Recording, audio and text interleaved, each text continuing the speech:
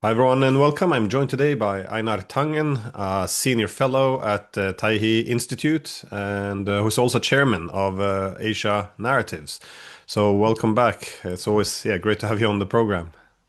A real pleasure, Glenn. Lots of things always to discuss. Yeah, I I was looking how to narrow it down because there is a lot of things happening, but I guess the basics of it is that the trade wars keeps changing and well, it's not going better for the United States and China is still making efforts to diversify away from the US. So, and I see this logic in other countries as well. The idea that, sanctioned trade wars is not some temporary speed bump to overcome, but rather is an indication of less reliable partnership and the need to essentially seek out other partners to avoid, I guess, excessive reliance on someone they feel they can't rely on. Uh, and the trade war, well, it's a bit strange now. The US outlined very clearly its objectives to prevent the rise of China, to cripple its tech sector, and even speaking openly about the possibility of a future military conflict. And even now preventing the use of Huawei anywhere in the world. Yet we see now China responded by limiting US access to rare earth minerals. And this is, well, the reactions are as if this would be completely illegitimate. How dare they? Yeah. So, how do you see the trade war developing? Well, right now, Donald Trump has a number of problems. All right. One, he has rising prices. Obviously, the people who elected him, they wanted him to control prices, and that's not good. He has the things going on with Musk. He's doubled his personal wealth in the last since he became president. He's accepted the $400 billion plane. uh, he really has a lot going on, but he also has something coming up this year. Then, and basically by the end of 2025, the U.S. has to refinance over at $9 trillion. And this is really something that is frightening him, Besant, and the rest, because if people start losing faith in the dollar, especially given that he doesn't seem to think that deficit is a problem, um, they could start pricing in risk. The US dollar is down significantly, almost around 9% since he took office. If I put, basically, I'm saying if I put $100 in when I bought $100 treasury when he started. Today, if I sold that treasury and put it into my own currency, it would be worth $91. So that means that I have to start pricing in that kind of risk. So when you start adding all of these things up together, what's going on in LA, and his concerns about, quote, reindustrializing America, as if that was something that could happen. Yeah, he has real problems. I think he's beginning to understand that he is not dictating the terms. China has, the cards have been on the table. I don't know how to put it, Glenn. Everybody knew China had 90% of the rare earth trade. It's not, oh, we didn't know that. Everyone knew all along. And in fact, it's been talked about and referred to many times. But this idea that, as you said, well, we can say, well, we're going to get into a shooting war with you. We're going to attack your companies. We're going to kick your students out of our country. And we're going to do everything possible to cripple you economically, but it's not fair if you deny us this, something that we need to make missiles, things like this. Yeah, this is adding to the complexities by starting to speak of war with China. Then, well, if you want enough ammunition and missiles, you need some rare earth minerals like antimony, but you need that from China. So it doesn't seem like it's the best idea in the world to, ask for the resources you need to attack that opponent. But Well, it's not good for your opponent to give you the resources you need to attack your opponent.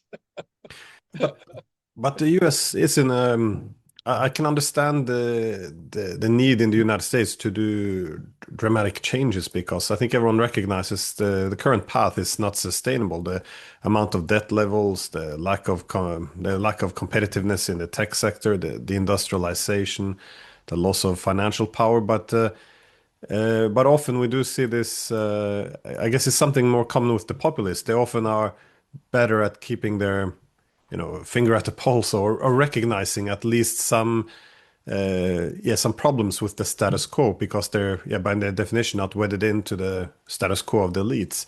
On the other hand, another common feature is they don't always have or often do not have good solutions to the problems they identify, and it seems as if he's doing a bit too much at once. That is, tariffs on the whole world, reorganizing all relations domestically, all this deporting all illegal immigrants, pushing for, well, reorganizing relations with all the great powers, including war and assisting genocide. It's just this could be done in a very different way, and also the whole premise of the tariffs would work better if there was some actual industrial policies, some domestic production which could replace it. It seems very disorganized, the whole procedure.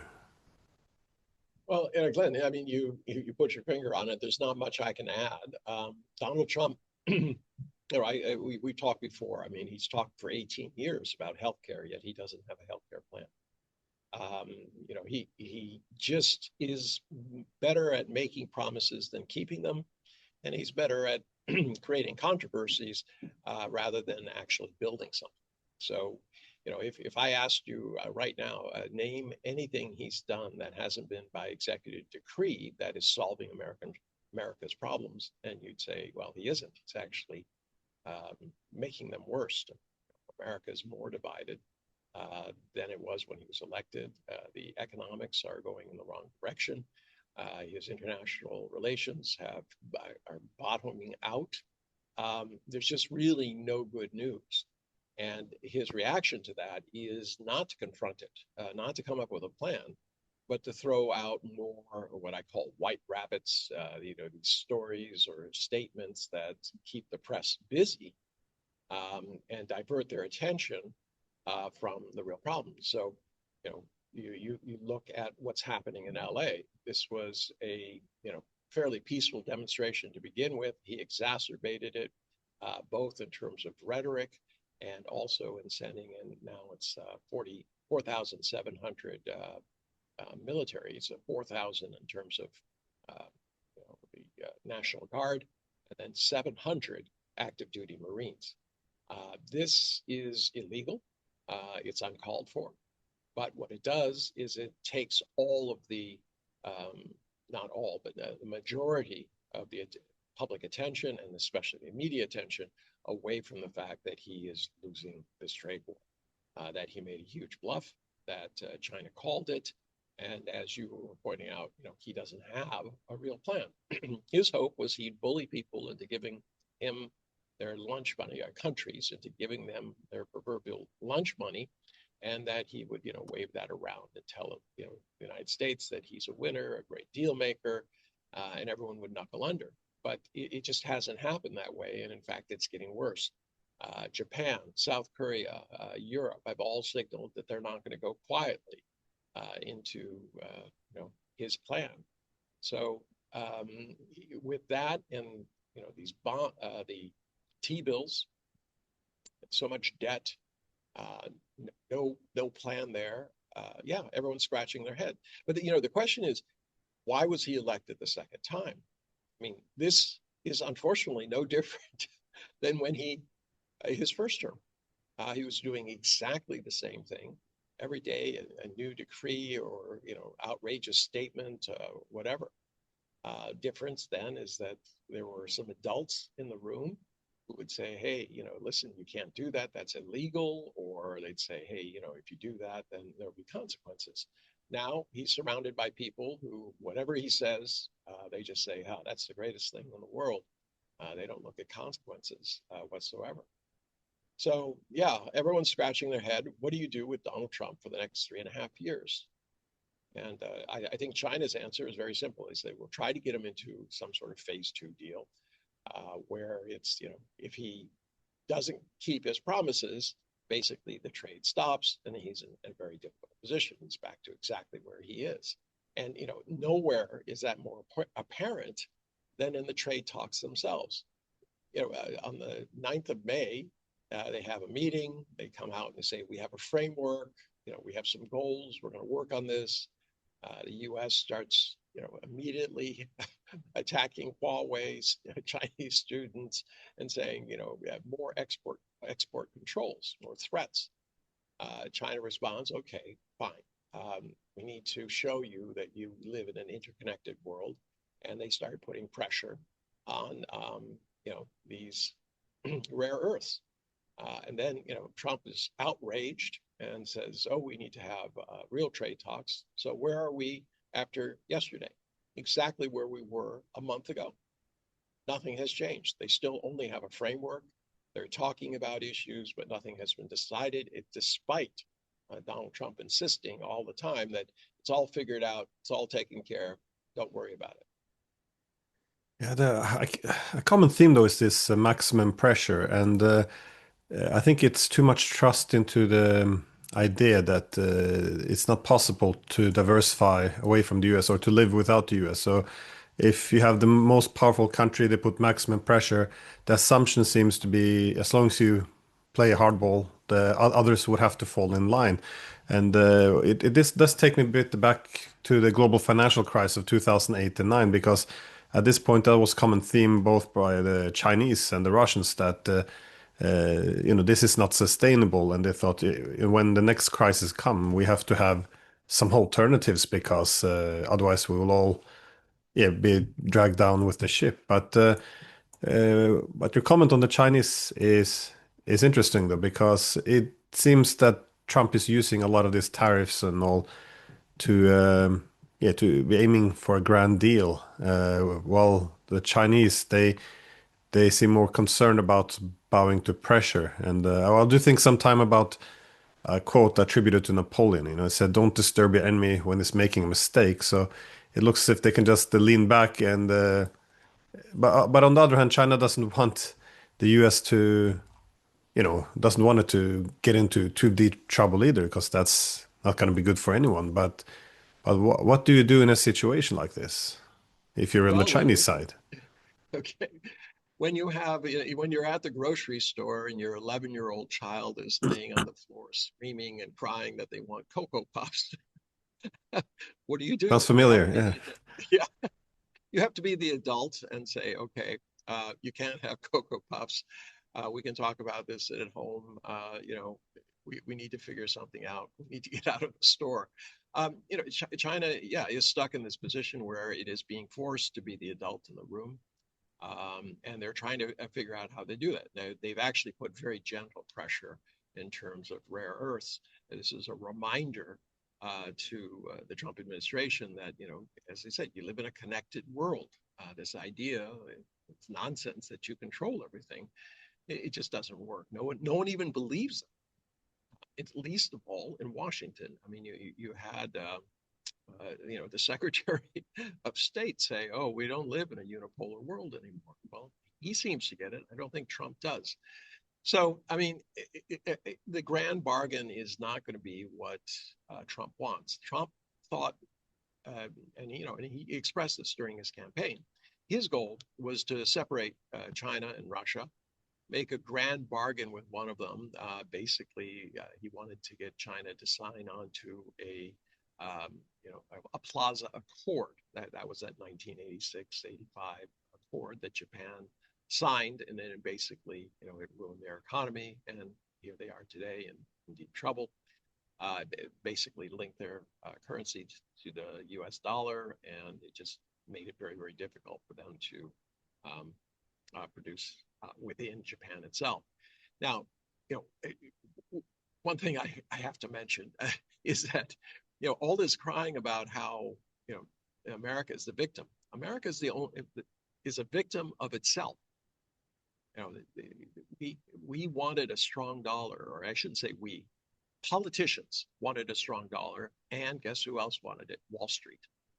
And they kept the dollar strong because they equated that with strength, but they knew that the cost of keeping a strong dollar is that your manufacturing becomes uncompetitive. It's too high. Your prices are too high. It's because the dollar's strong. You're exporting in a very, very expensive um, price. So this was something that Washington traded off. They loved having that cheap supply of money. Wall Street loved the dollars that were flowing in, all the investments and everything like this. Um, and now all of a sudden they're saying, oh, who did this to us? It must have been China. I mean, American companies weren't anxious to leave America.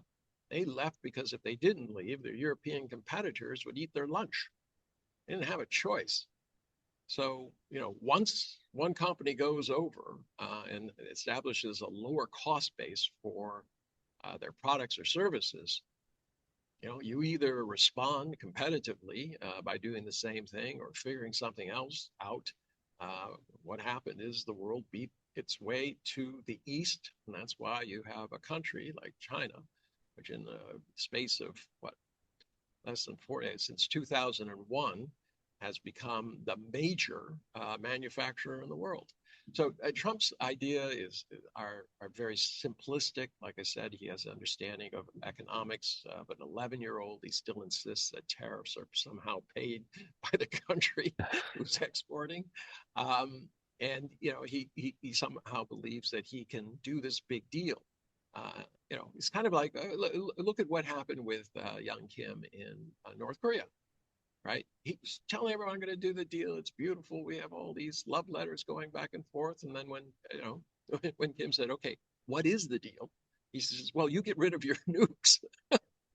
At which point Kim went home. He realized that this had all been a charade, a publicity stunt. So when you think about Donald Trump's actions, stop trying to think of policies and just say, this is an ongoing publicity stunt where if something isn't working, you throw something else out there to distract people's attention from the fact that the other stuff you've said you're going to do isn't working. Yeah, personal connections and I guess his charm can be important to open up opportunities. I like the fact that he was the only one who talked to the North Koreans. That the whole idea of not talking to your opponent that is challenged. But as you say, there's no there has to be something at the end here, though. So and again, if you wanted the North Koreans to give up their nuclear weapons, what exactly would be their what would they get out of this? Because they, again, we're not really allowed to talk about this much, at least in Europe. But our opponents have security concerns. The North Koreans as well. If they didn't have nuclear weapons, they would likely have been targeted and long time ago. It doesn't mean that you want them to have nuclear weapons, but you do have to acknowledge reality as it is. So I just don't see any of this aspect because he seems to be good at reaching out to other countries, but I still don't really see a very serious effort to address their issues. So China, for example, this whole idea that any trade agreement would have to be China bowing to U.S. interests and yeah, giving up on the idea of being, sovereign equals. Yeah, I don't see him being able to close any deals. I guess that's my point. No, he hasn't. Look. I mean, the only deal that he has so far, and it's not a deal because they haven't finalized any deal. Any real substantive parts of it is with the UK. And what you have around the world is, oh, just feed him a number, give him a big number. He likes big numbers. Uh, Pay off his family, and we'll get by for the next 3.5 years. So it's just survival. China has to do a little bit more than that, though. I mean, they're being targeted. They have to push back. Their way of pushing back is in essence saying, well, remember, we have stuff that you need. But on top of that, China is doing something more positive in that they're really trying very hard to increase their markets elsewhere. basically with this idea that there's going to be a fairly deep split. The bookends have moved. Even when Donald Trump is gone, as we saw with Biden, things, trade policy doesn't really change. It's just, it may not be as dramatic under a Democrat, but it will certainly be in the same direction. So, I mean, they're trying to reduce their reliance on traditional markets like the US. They're mitigating geopolitical risk from geopolitical tensions, trade wars. So, this is, what they have to do, deepening ties with ASEAN. It's in early 2025, it accounted for 16.6% of total trade in China. And bilateral trade grew by 20.8% in April 2025 alone. I mean, this is a good example of how it goes. Now, some of that trade, to be honest, is indirect trade. In essence, it's Chinese products being shipped to Southeast Asian countries, and they may do little, nothing, or a little something, and then they ship it off as if it was made in their country. That's to avoid the kind of tariffs and things like that. But the fact is, this is a far better way of dealing with the international situation than just sitting there and waiting for Trump basically to blow up the United States. And by virtue of blowing up the United States, he will impact the whole world. We're heading towards a recession. The question is it going to be a depression? And you can see that in the employment numbers. Everything is just not going the way it was. I mean, the OECD has marked down, America's growth from it was 2.8 to 1.6. I mean, oof, that's a big number. I'm sorry, 2.6 to 1.8. That's huge. And that's just come just because of Donald Trump's tariffs and things like this. Everything is going in the wrong direction. The only person that doesn't seem to realize it is Donald Trump. Yeah, see, yeah, this is the problem of the pressure. The assumption is always, well, it puts a dilemma. Either your opponent will bow their heads like the Japanese in the 80s, and or you will push them further away. And the pushing further away, it's usually quite well. An indication of this would be that it intensifies the efforts to diversify trade partnerships, and this is, as you suggested, there's something that China is focusing on a lot on, so to avoid this excessive dependence on the U.S. And we just had this finishing off this new summit in Malaysia with the ASEAN, the GCC, and China.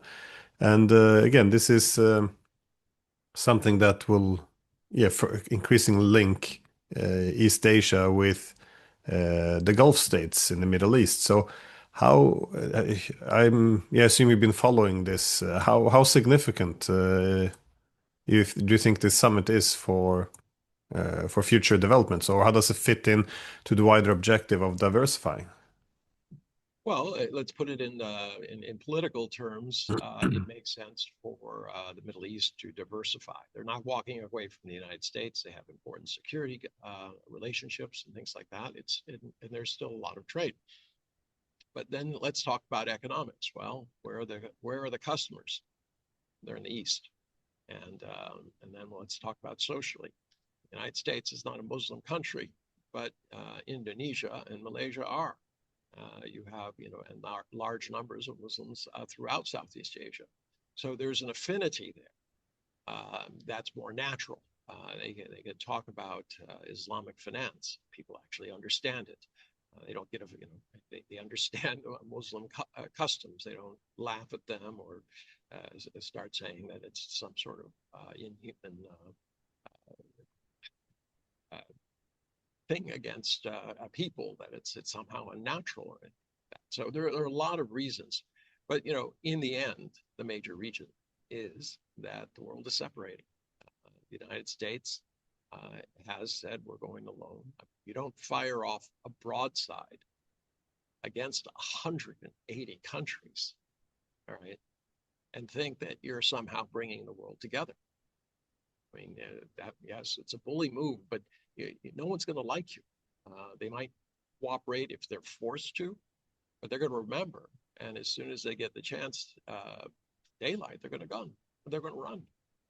No country wants to be a slave to another country. This is not a lord and master thing. The days of colonialism are supposed to be over. The U.S. is trying to reassert a new kind of colonialism, and countries don't want to do it. So when you start seeing these regional groupings becoming supra-regional, it should send a warning, very clear warning sign to Washington that they need to rethink what they're doing before they get the rest of the world literally against the United States, or if not against, saying, hey, we just don't want to play with you anymore. You're too difficult. You're too unreliable. What's the point of having an agreement with you? You're just going to break it. I mean, if the ultimate of this would be if 3/4 of the countries who are in the WTO, World Trade Organization, were to vote to kick the United States out, right? And say, okay, we're going to reform the WTO. You know, the US is coming up on a deadline when they're supposed to pay last year's dues and this year's dues. If they don't do that, they could be subject to removal. They certainly cannot participate in any committees or have any votes while they're doing it. And I think that's coming up in July.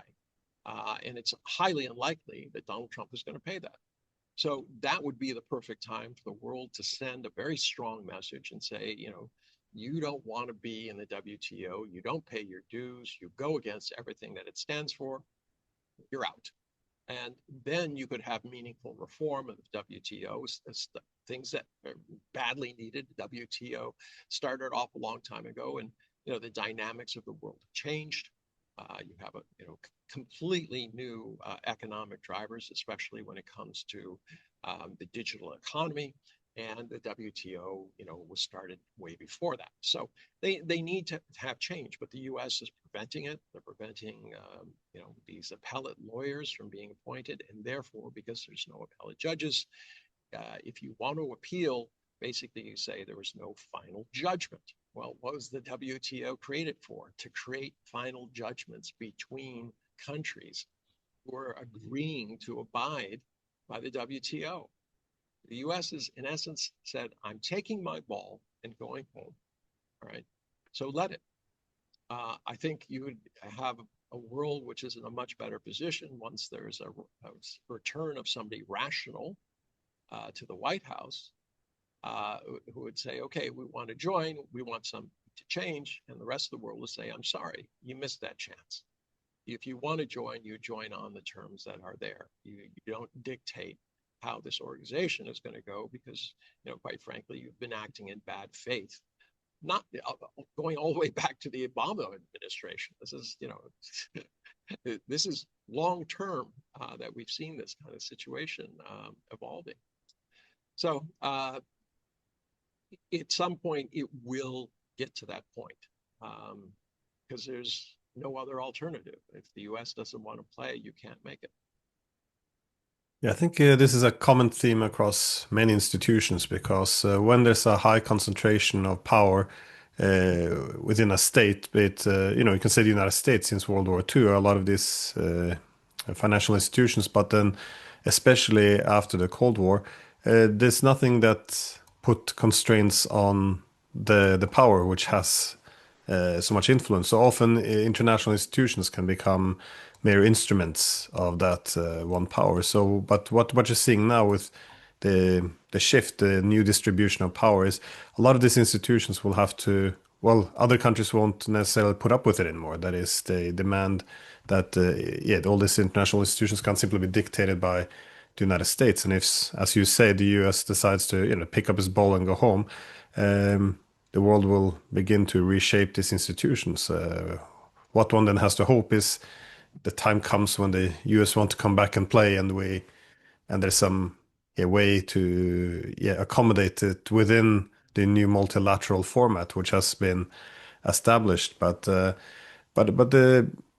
this also made me think of another thing you said that you said the Middle Eastern countries, the Gulf states, don't want to walk away from the United States, and I think that this is an important point. The whole point is to diversify, to not become too dependent on any one state or region. So it's not shifting from one block to another. And I think this is another thing that's often missed with China because it's not actually pushing block systems, that is, alliance systems. Indeed, the Chinese are fervently opposed to alliances.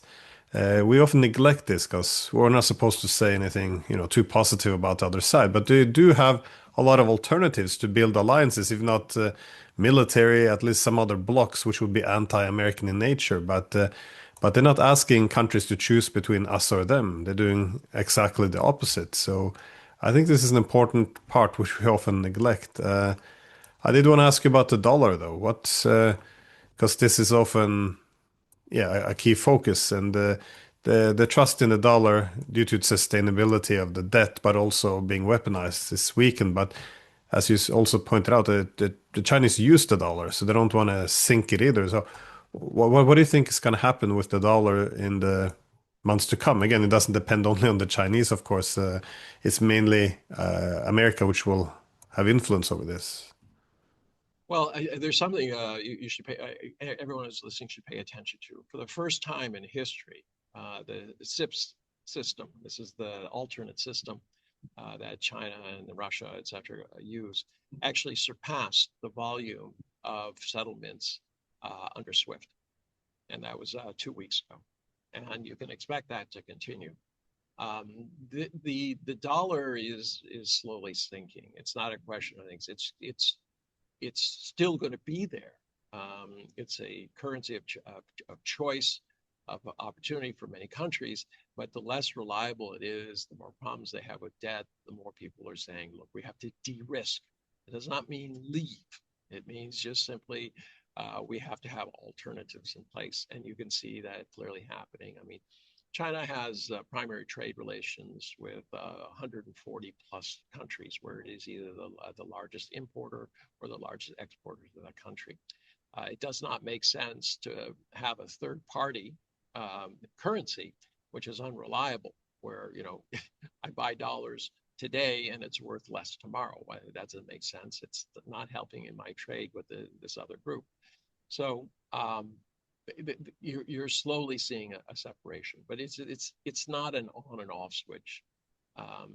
There could be, and what is worrying a lot of people, I was an investment banker specialized in bonds, is that people will start pricing risk into their bond purchases. So, for instance, if I expect a 20% decline in the dollar, and I want to earn 5% on my 2-year treasury, in essence, I want a premium of about 12, 13%. Now, this isn't something that the Federal Reserve can control, because this is outside buyers saying, well, I'm not going to buy them unless I get a rate where I think I can have a return.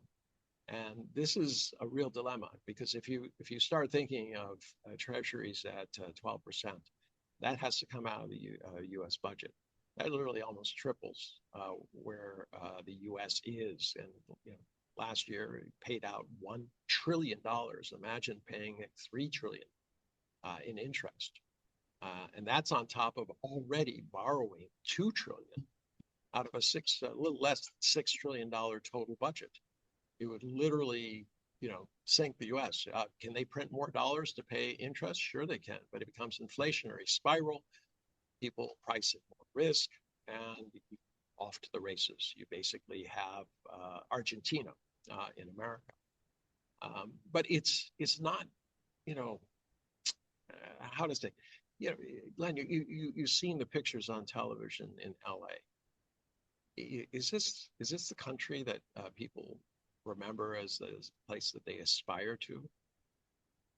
Is this a place where people say this is the land of dreams and opportunity? I don't think so. I mean, there's so many levels of things going on where the U.S. Under Donald Trump is shooting itself in the foot, turning people away for no real gain. It's a little bit of gain for Donald Trump, although his overall approval has gone down among his base. They're loving it. His base is only 30% of America, and his base over the next 2 months are going to be sorely tested by the increase in prices. They didn't have enough money to begin with.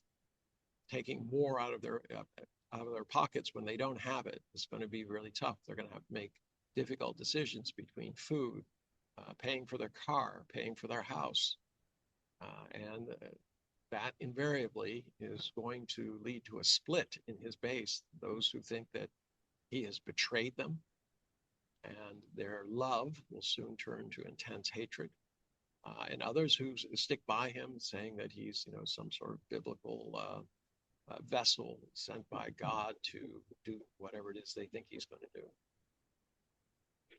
Yeah, I often think about this whole idea that the US could be sacrificing the Republic to keep the empire alive because there's too many searches for quick fixes. I think the larger questions about the sustainability of the United States to have this prominent role in terms of the cost it incurs, not just the monetary, um, but also legitimacy. It's just yeah, the military. It just seems as if one has to take a wider picture in terms of what can actually be achieved and. Because there's a lot of opportunities for the United States if it would just, I guess, reimagine its role in the international system. Um, but that kind of takes me to my last question, which is maybe a bit too wide one. But how do you interpret these overall changes? I mean, we can talk about the tech competition, the shift in power, the lack of trust in the current financial institutions, but it's not merely a shift in power from the west to the east anymore. How do you understand the wider changes in the world? Again, sorry for being too ambiguous or wide here. No, it's very simple. The United States is isolating itself. That's the answer to your question. And it's where Trump thought that he could literally, be on top of the pyramid and have everyone supporting him. What he has done is ensured that people don't trust the U.S. and they're going to go their own way. I mean, remember, this is only going to be 3.5 years, hopefully, assuming he doesn't try to take over the government with the military, which seems to be an option these days. Um, Somebody else will come in, whether it's another populist who's spewing, as you put it, lots of promises they have no ability to keep, or whether it's somebody serious with a vision. It's got to be a vision that puts the U.S. back into the world. And there is no solution where the U.S. survives simply by itself. And then this is the problem with the victimization narrative that most people in the United States believe. They believe that the richest, most powerful country on earth has somehow been victimized by countries who can't feed their own people. I mean, it sounds absurd, but if you talk to people, they say, "Oh yeah, Donald said, the Europeans have been screwing us. They've been taking our stuff. China, they've been stealing our stuff. Everybody's doing something bad to the United States." And this, despite the fact that it's the United States who's been declaring all these wars, they've been subjugating all these people. It's just turning reality on its head. And until that changes, until America says, look, we need to reflect a little bit on what has happened, understand where we need to go. And reindustrialization is not part of it. Certain parts of reindustrialization, sure, you want to do that, but the U.S. has to go back to embracing the digital economy.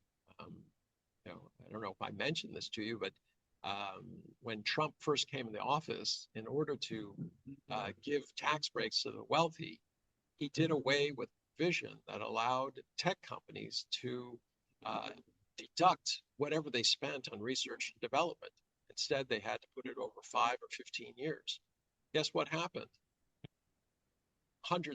Over 100,000 tech people have been let go in the intervening years because it didn't make sense to hire high-priced American engineers to do innovation, research, and development if we could do it cheaper overseas.